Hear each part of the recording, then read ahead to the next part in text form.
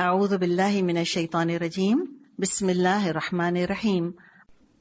سورۃ النبأ آیت نمبر 31 سے 35 فرمایا ان للمتقین مفازا حدائق واعنابا وکواعب اترابا وکأسا دہاقا لا يسمعون فیہا لغوا ولا کذابا۔ یقیناً متقیوں کے لیے کامرانی کا ایک مقام ہے، باغ اور انگور اور نوخیز ہمسن لڑکیاں اور چھلکتے جام، وہاں کوئی لغو اور جھوٹی بات وہ نہ سنیں گے۔ متقیوں کا ذکر ہے۔ متقی کون؟ ہوشیار انسان، دور اندیش انسان، سنبھل کر زندگی گزارنے والا، ہوشیار انسان، عقل مند انسان، فار سائٹڈ ہیومن بینگ، جو انجام پر نظر رکھ کر آج عمل کرتا ہے، اللہ کو راضی کرنا چاہتا ہے، اللہ کی ناراضگی سے بچنا چاہتا ہے، گناہوں سے، جہنم سے بچنا چاہتا ہے، اور پھر وحی کی روشنی میں وہ آگے عمل کرتا ہے۔ یہ ہے متقی۔ تو اس کے لیے تو کامیابی ہی کامیابی ہے۔ باغات ہیں اور انگور، عنب کی جمع ہے اعناب، طرح طرح کے انگور، اور جنت کے انگور ہم امیجن کیا کر سکتے ہیں کہ وہ کیسے ہوں گے۔ دنیا میں بھی ہم دیکھتے ہیں کہ پھلوں کی بڑی ویرائٹی ہوتی ہے، بڑی قسمیں ہوتی ہیں، بڑے گریڈز ہوتے ہیں۔ سارے پھل دنیا میں بھی ایک درجے کے، ایک جیسی مٹھاس کے، ایک جیسی کوالٹی کے نہیں ہوتے۔ تو یہ تو جنت کے ہیں۔ اللہ تعالیٰ مجھ کو اور آپ کو کھانے کی توفیق عطا فرمائے، اللہ ہمیں اس قابل بنائے۔ تو یہ تقوی والوں کے سارے یہاں پر انعامات گنوائے جا رہے ہیں کہ باغات میں ہوں گے اور انگور ہوں گے، کہ بے فکری کی الحمدللہ تصویر کھینچی جا رہی ہے کہ وہیں پر بیلیں ہوں گی، اب اللہ عالم کیسے ہوں گے، اور وہیں سے توڑ توڑ کے کھائیں گے۔ اور کیا ہے؟ وکواعب اترابا، اور نوخیز ہمسن لڑکیاں۔ اتراب ایک تو ینگ ہوں گی، ان کی فگر کی تعریف کی گئی ہے، جو کہ چیز انتہائی دلکش اور پرکشش ہوتی ہے، خاص طور پہ مردوں کے لیے۔ تو بعض دفعہ خیال یہ آتا ہے کہ قرآن نے اتنا گرافک ڈسکرپشن کیوں پیش کیا یہاں پر، کیوں ایسے کھول کھول کر اس چیز کو بیان کیا؟ دیکھیں، بات یہ ہے کہ اللہ تعالیٰ نے مردوں کے لیے عورت میں کشش رکھی ہے، اور وہ عورت کو نظر بھر کے دیکھنا چاہتا ہے، اور اللہ تعالیٰ نے پابندی لگا دی ہے کہ نامحرم عورت کو نظر بھر کے نہیں دیکھنا۔ یغضوا من ابصارہم، سورہ نور میں انشاءاللہ ہم پڑھ لیں گے کہ مومن مردوں کو چاہیے کہ اپنی نظریں جھکا کے رکھیں۔ تو نظریں جھکائیں تو اس کے لیے انسینٹو بھی تو کوئی ہونا چاہیے۔ تو اس کے لیے انسینٹو یہ دے دیا کہ اگر تمہیں کو تصور کرنا ہی ہے، تمہیں کچھ فینٹیسائز کرنا ہی ہے، تو تم جنت میں اپنی بیوی کے بارے میں، اپنی ساتھی کے بارے میں فینٹیسائز کر لو، اور دنیا میں عورتوں کو نظریں گاڑ گاڑ کر مت گھورو، اس سے ان کو اذیت پہنچتی ہے۔ تو اللہ تعالیٰ اس طرح سے تزکیہ کرتا ہے، اس لیے کہ اللہ سے بڑھ کے تو کوئی جان نہیں سکتا انسان کی نفسیات کو۔ تو اللہ تعالیٰ نے اس طرح بیان کر دیا کہ پھر اس انسینٹو کی وجہ سے جنت میں ملنے والی ساتھی یا ساتھیوں کو تصور میں لا کر پھر دنیا کی عورتوں کو اپنی نگاہوں کی اذیت سے وہ بچا لیں، اور اپنے بھی ایمان کی حفاظت کریں اور اپنی عزت کی حفاظت کریں۔ اترابن، ہم عمر، اس میں دو ترجمے یا دو تفسیریں کی گئی ہیں اس کی، اترابن کی، کہ یا تو وہ آپس میں ہم عمر ہوں گی، سب ایک ایج کی ہوں گی جنت کی خواتین، اس لیے کہ خاتون جو ہوتی ہیں عام طور پہ خواتین اپنی ایج کے بارے میں کانشیس ہوتی ہیں، اور سب ینگ لگنا چاہ رہی ہوتی ہیں اور ینگ بننا چاہ رہی ہوتی ہیں، اور اپنے سے کم عمر خواتین کے آگے زیادہ عمر والی خواتین بعض دفعہ انسیکیور، انڈر کانفیڈنٹ فیل کرتی ہیں۔ تو کہا وہ سب ایک عمر کی ہوں گی، کوئی انسیکیورٹی جنت میں نہیں ہے، کوئی انڈر کانفیڈنس نہیں ہے، کوئی کسی پہ رش نہیں کرے گا۔ تو اترابن یا تو آپس میں ہم عمر ہوں گی یا شوہروں کی ہم عمر ہوں گی، وہی ویو لینتھ، وہی کیمسٹری، وہی بانڈنگ ہوگی، سیم انٹرسٹس ہوں گے، تو ساتھی ہوں گے، ٹرو کمپینین شپ۔ اور کیا ہوگا؟ وَكَأْسًا دِهَاقًا، اور چھلکتے جام ہوں گے۔ لا يسمعون فيها لغوا ولا كذابا، وہاں کوئی لغو اور جھوٹی بات وہ نہ سنیں گے. تو نہ بولیں گے نہ سنیں گے. اور یہ جنتیوں کی ایک صفت ہے، اور دنیا میں رہتے ہوئے بھی انسان اس کو فیل کر سکتا ہے کہ جو واقعی جنت کا شہری بننا چاہتا ہے وہ جنتیوں والا مزاج دنیا میں رہ کر بناتا ہے. نانسنس قسم کی باتیں، حماقت کی باتیں اور جھوٹ سے دنیا میں بھی کوفت ہوتی ہے انسان کو. تو ایک طرف ہم دیکھ رہے ہیں کہ اللہ تعالیٰ نے گناہ گاروں کی اذیتیں بیان کی ہیں کہ کیا کیا ان کو اذیتیں دی جائیں گی، اور دوسری طرف جنتیوں کی راحتیں بیان کی ہیں کہ ان کا مزہ کرکرا کرنے والی معمولی بدمزگی بھی جنت میں نہیں ہوگی، کوئی نفسیاتی کوفت بھی ان کو نہیں پہنچے گی، کوئی سائیکولوجیکل سمجھیں کہ ایشو بھی ان کو پیش نہیں آئے گا. کوئی سائیکولوجیکل ٹارچر تو بہت بڑی بات ہے، کوئی ہلکی پھلکی نفسیاتی اذیت بھی نہیں ہوگی ان کو. اور یہ کیا ہے؟ یہ جزا ہے، بدلہ ہے. جزاء من ربک عطاء حسابا، جزا اور کافی انعام تمہارے رب کی طرف سے. جزا بھی لفظ آیا ہے اور عطا بھی لفظ آیا ہے. ذرا دونوں کو دیکھ لیتے ہیں. جزا کسی اچھے کام کے بدلے میں حق کے طور پر ملتی ہے، جیسے مثال کے طور پہ تنخواہ جو ہے وہ کیا ہے؟ جزا ہے. جتنا کام کیا اتنی تنخواہ مل گئی. کوئی کام کیا اس کے بدلے جو پیسے ملنے تھے، جن پیسوں کا وعدہ کیا تھا وہ پیسے مل گئے. تو جزا کسی اچھے کام کے بدلے حق کے طور پر ملتی ہے. اور عطا کیا ہے؟ عطا اس سے اوپر ہے، اوور اینڈ ابو. عطا تو دینے والے کا فضل ہوتی ہے. تو پہلے کیا ہوگا؟ نیکیوں کا ریکگنیشن، فل ریکمپنس مل جائے گا نیکیوں کا، اور پھر اللہ تعالیٰ کی طرف سے مزید اضافہ ہوگا، عطا ملے گی. کتنی؟ حساباً کا مطلب یہ نہیں کہ حساب کتاب سے اللہ تعالیٰ دے گا. اللہ کا فضل حساب کتاب سے نہیں ہوگا. اللہ اتنا دے گا کہ لینے والا کہے کہ بس حسب، کافی ہو گیا. کوئی چھوٹی سی چھوٹی نیکی بھی اللہ کے ہاں اگنور نہیں کی جائے گی. تو جزا لفظ کو دیکھیں، عطا لفظ کو دیکھیں اور حسابہ کو دیکھیں تو ملٹیپلائی کیا گیا ہے کہ اجر کتنا زیادہ ملے گا، ہمارے حساب کتاب میں آ نہیں سکتا. تو دل جما کے انسان نیکی کرے. اور دینے والا ہے کون؟ رب ہے. کوئی خزانوں کی کمی ہے اس کے پاس؟ نہیں. رب السماوات والارض وما بینہما الرحمن، جو رب ہے آسمانوں اور زمین کا اور جو کچھ ان دونوں کے درمیان ہے وہ سب رحمان کا ہے. لا یملکون منہ خطابا، جس کے سامنے کسی کو بولنے کی مجال نہیں ہوگی. یوم یقوم الروح والملائکۃ صفا، جس روز روح اور ملائکہ سب بستہ کھڑے ہوں گے. لا یتکلمون الا من اذن لہ الرحمن وقال صوابا، کوئی نہ بولے گا سوائے اس کے جس کو رحمان نے اجازت دی کہ وہ ٹھیک بات کہے. یعنی ایسا اللہ تعالیٰ کا جلال ہوگا کہ مخلوق کی مجال نہ ہوگی کہ کوئی کچھ کہہ سکے اپنی مرضی سے. الروح سے مراد ہے جبریل علیہ السلام، ان کا خاص مقام ہے، لہٰذا ان کا خاص طور پہ الگ سے ذکر کیا گیا. اور ملائکہ کا ذکر آیا. حدیث میں آتا ہے کہ سب سے پہلے آسمان دنیا کے فرشتے آئیں گے اور مخلوق کے گرد گھیرا ڈال کر کھڑے ہو جائیں گے.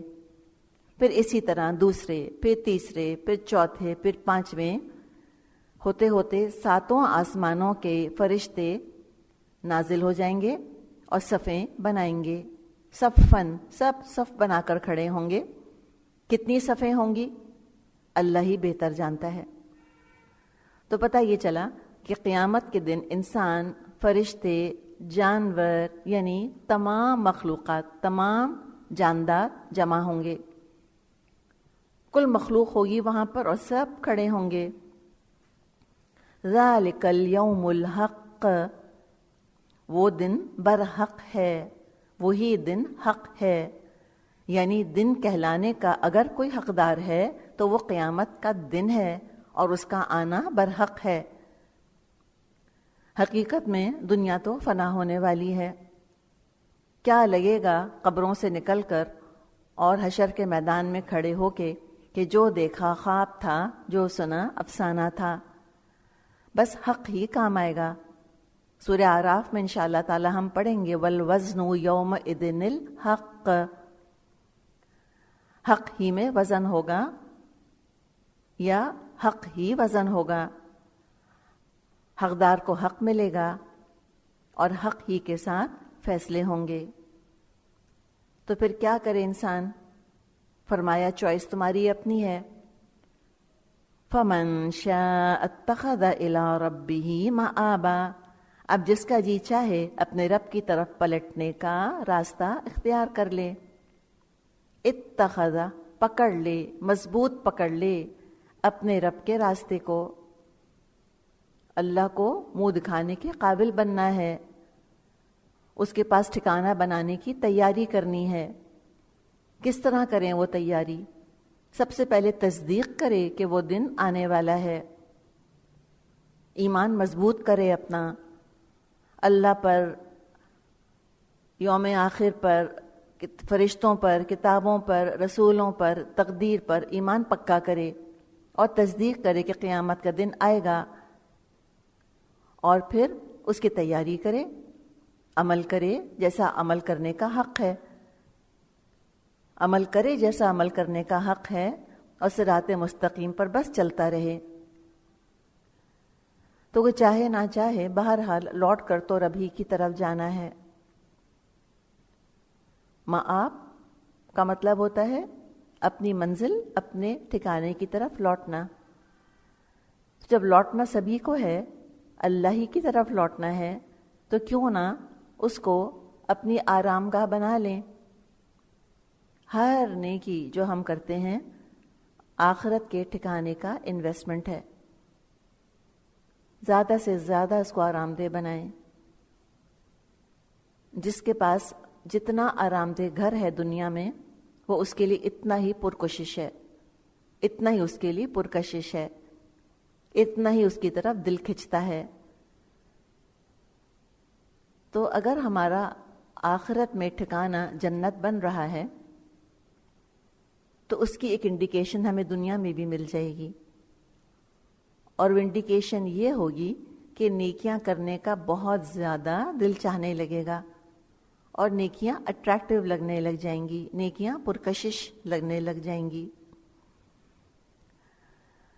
تو اللہ تعالیٰ نے تو ہمیں چوائس دے دی ہے کہ جو چاہے اپنے رب کی طرف ٹھکانہ بنا لے، اور اللہ تعالیٰ نے تو صحیح معنوں میں انذار کر دیا، سب کو بتا دیا کہ وہ کیا دن ہوگا جو آنے والا ہے، تاکہ سب تیاری کر لیں۔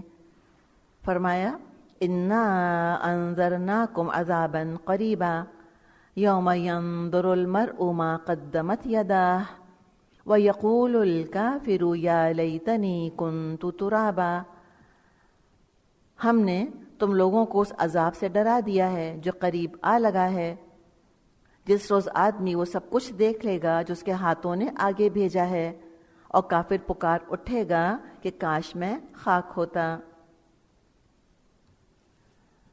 تو قریباً کیوں کہا گیا اس کو؟ حالانکہ ابھی قیامت تو ہمیں تو قریب نہیں لگتی۔ دراصل عربی کا محاورہ ہے کہ کلو ما ہوا آتن قریب، کلو ما ہوا آتن قریب، یعنی جو چیز آ رہی ہے وہ قریب ہی ہے۔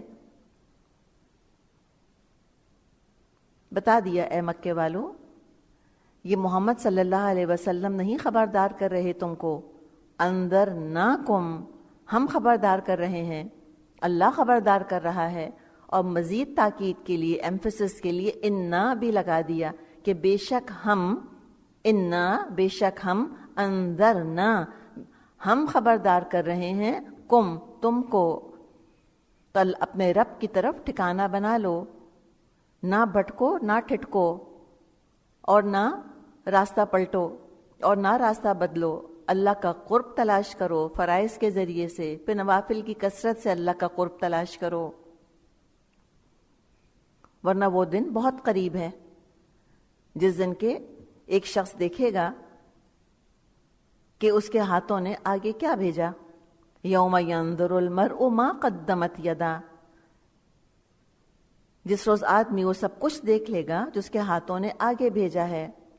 اور پھر کیا ہوگا؟ اور کافر پکار اٹھے گا کہ کاش میں خاک ہوتا، ترابن، میں مٹی ہوتا. یہ کافر تمنا کرے گا. اور یہ قیامت کا دن ہے، مرءن، اچھے اچھے مروت والے سب کو بھول جائیں گے. ہر شخص بس صرف اپنی فکر میں ہوگا، نفسی نفسی جس کو کہتے ہیں. ہر ایک کو اپنے نفس کی پڑی ہوگی، کوئی مروت نہیں بچے گی، کوئی رواداری کا مظاہرہ نہیں ہوگا، کوئی دوسروں کی فکروں میں اپنے آپ کو گھلا نہیں رہا ہوگا. سب اپنی اپنی فکر میں پڑے ہوئے ہوں گے اور اپنے اپنے اعمال دیکھ رہے ہوں گے. اور کافر جب اپنے اعمال دیکھے گا تو وہ تمنا کرے گا کہ کاش میں مٹی ہوتا. ترابن، مٹی ہوتا. اس کے کئی مطلب کیے گئے ہیں، کئی تفاسیر ہیں اس کی. ایک یہ مطلب ہے کہ وہ کہے گا میں مٹی ہوتا، یعنی کیا کہ تخلیق ہی نہ کیا گیا ہوتا، کیونکہ انسان کی تخلیق مٹی سے ہوئی ہے تو مٹی رہ جاتا، انسان نہ بنتا میں. ایک یہ مطلب ہے. نمبر 2 کہ میں مٹی ہوتا، کنتو ترابا، مٹی ہوتا کیا قبر ہی میں مٹی ہو کر پڑا رہتا، حساب کے لیے دوبارہ نہ اٹھایا جاتا. تو مر کر بس ختم ہو گیا ہوتا، مر کر مٹی ہو گیا ہوتا، دوبارہ یہ بعث بعد الموت نہ ہوتا. تیسرا مطلب اس کا، تیسری تفسیر یہ کی گئی ہے کہ وہ جو قیامت کا دن ہوگا اس میں اللہ تعالی جانوروں کو بھی جمع کرے گا. اور حدیث میں ہم کو یہ مضمون ملتا ہے کہ جانور بھی ایک دوسرے سے بدلہ لیں گے، حتیٰ کہ اگر سینگ والی بکری نے بے سینگ والی بکری کو سینگ مارا تھا دنیا میں، یعنی ظلم کیا تھا نا ایک طرح سے، اور بے سینگ والی بکری تو بدلہ نہیں لے سکی تھی، اس کے سینگ ہی نہیں تھے، تو قیامت کے دن ان کو بھی جمع کیا جائے گا، ان کو بھی اٹھایا جائے گا. اور پھر بے سینگ والی بکری سینگ والی بکری سے اپنا بدلہ لے لے گی، تو جانور بھی ایک دوسرے سے بدلہ لے لیں گے. اور جب وہ سارے جانور ایک دوسرے سے بدلے لے لیں گے تو اللہ تعالیٰ ان کو، یعنی جانوروں کو اللہ تعالیٰ حکم دے گا اور فرمائے گا کونی ترابا، سب مٹی ہو جاؤ. یعنی بس ان کا بدلہ ہو گیا، جنت یا جہنم ان کے لیے نہیں ہے. تو اللہ فرمائے گا کونی ترابا، مٹی ہو جاؤ تم سب. تو جب کافر میدان حشر میں یہ دیکھے گا کہ جانوروں نے ایک دوسرے سے بدلہ لے لیا، پھر وہ مٹی بنا دیے گئے، اس وقت چاہے گا کاش میں بھی مٹی ہو جاؤں اور اعمال کی سزا نہ بھگتنی پڑے. پھر ایک اور بھی مطلب لیا گیا ہے، ایک اور تفسیر یہ کی گئی ہے کہ کاش کہ میں مٹی ہوتا. تو یہاں تراب سے بعض لوگوں نے عاجزی مراد لی ہے، یعنی کہ دنیا میں اللہ کے آگے تواضع اور عاجزی اختیار کرتا، تکبر سرکشی نہ کرتا، اور اللہ کے آگے میں جھک کر رہتا. یعنی یہاں تراب مٹی عاجزی اختیار کرنے کے معنوں میں کچھ علماء لیتے ہیں. ایک اور بھی مطلب لیا گیا ہے، الکافر جو لفظ آیا ہے وَيَقُولُ الْكَافِرُ، اور کہے گا کافر. تو یہاں الکافر سے بعض مفسرین نے مراد ابلیس لی ہے، بعض مفسرین نے ابلیس کو یہاں پر مراد لیا ہے کہ جب بنی آدم کے اعمال کا ثواب ابلیس دیکھے گا تو کہے گا کاش میں آگ سے نہ بنا ہوتا بلکہ مٹی سے بنا ہوتا، کیونکہ آگ سے بنے ہوئے کو اس نے عذر کے طور پر پیش کیا تھا نا. ہم پڑھیں گے قرآن میں جب اللہ تعالیٰ نے اس سے کہا تھا کہ تو آدم کو سجدہ کیوں نہیں کر رہا، میری بات کیوں نہیں مان رہا، تو اس نے کہا تھا خلقتنی من نار، اللہ تو نے مجھ کو آگ سے بنایا ہے، وخلقتہ من طین، اور اس کو تو نے یعنی آدم کو تو نے مٹی سے بنایا ہے. تو مٹی کو اس نے گھٹیا سمجھا تھا. تو وہ کہے گا کہ کاش میرے اندر یہ سرکشی نہ ہوتی، کاش میں بھی انسان ہوتا اور میں بھی سجدہ کر لیتا، میں بھی آدم علیہ السلام کی طرح اللہ کی بات مان کے سجدہ کر لیتا. تو ہمیں دعا کرنی چاہیے اللہ تعالیٰ سے کہ اللہ تعالیٰ مجھے متقی بنا دے۔ اللہ تعالیٰ میں تیرے پاس اپنا بہترین ٹھکانہ بنا لوں، اس کے لیے اللہ مجھ کو ایمان عطا فرما اور نیک اعمال کی توفیق عطا فرما اور اچھی صحبت عطا فرما، اور اللہ تعالیٰ مجھ کو نافع علم عطا فرما۔ تو ہم دیکھیں کہ جس سوال سے سورت کا آغاز ہوا تھا اسی کے جواب پر اختتام ہوا ہے۔ آغاز دیکھیں ذرا، پہلی آیت دیکھیں، دوسری آیت دیکھیں، تیسری آیت دیکھیں۔ کیا پوچھا تھا شروع میں؟ عَمَّ يَتَسَاءَلُونَ، کس چیز کے بارے میں یہ آپس میں پوچھ رہے ہیں؟ عَنِ النَّبَإِ الْعَظِيمِ، کیا اس بڑی خبر کے بارے میں پوچھ رہے ہیں؟ الَّذِي هُمْ فِيهِ مُخْتَلِفُونَ، جس کے بارے میں یہ اختلاف کر رہے ہیں۔ اس کے بارے میں اللہ تعالیٰ نے بتا دیا کہ کامیاب ہونے والے تو متقی ہوں گے اور ناکام ہونے والا تو کافر ہی ہے۔ اللہ تعالیٰ ہم سب کو تقوی کی دولت عطا فرمائے۔